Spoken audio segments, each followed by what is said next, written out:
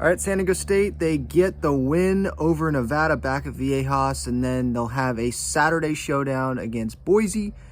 No Darion Trammell tonight. And so going into this game, we learned that I believe he was sick. He got sent home. That was a little worrisome. Like, good it wasn't an injury.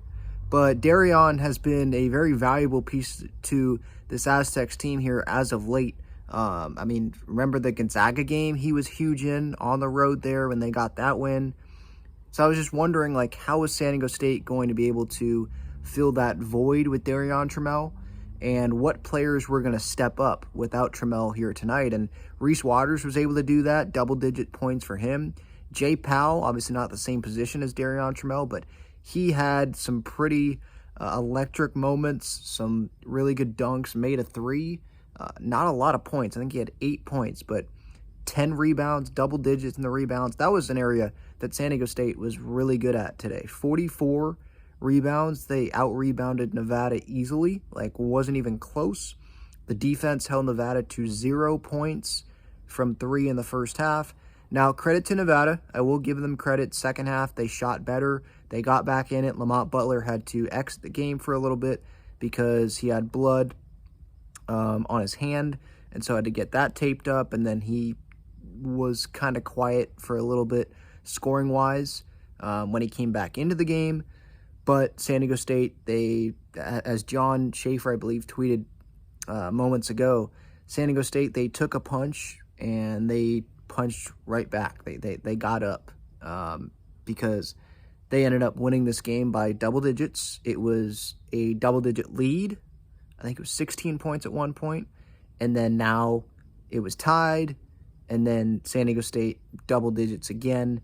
Jay Powell, Jaedon LeDee, just another double-double, out physical. I mean, this Jaedon, he better be used to it. He better expect it. Like every night, all the big guys are going to be sent right at LeDee, and it's going to be physical. He's going to get fouled a bunch. He's going to get sent to the free throw line a bunch. I think he finished 8 for 12 from the free throw line, so not terrible. I thought maybe that was going to be a little bit of a problem there when Nevada got back in it, but it ended up not really being that much of a problem. It was good to see the student section back. It seemed like for an 8 o'clock tip, I mean, because that's a late tip.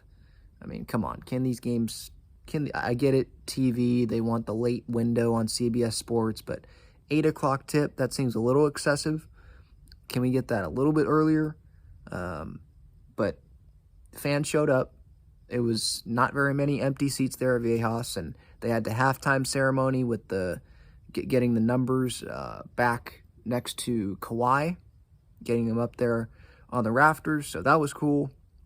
And yeah, this was a game that San Diego State needed to win, I thought. I mean, Nevada, good record, 15-2 I think it was going in, and so both teams are now 15-3, but you're playing at home, and you got to protect your home court. And so if San Diego State, if they can be undefeated at Viejas Arena this season, I don't know if they're going to do that, maybe it's one loss, but if they can have one loss or no losses at Viejas Arena, then that allows them to have more room for error on the road, and those road games aren't going to be as bad of a loss as a home loss, let's say, at least in my opinion.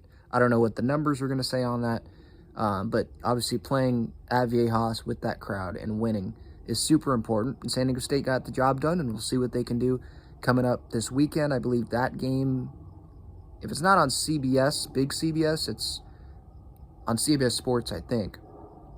We'll see if Darion Trammell can be back.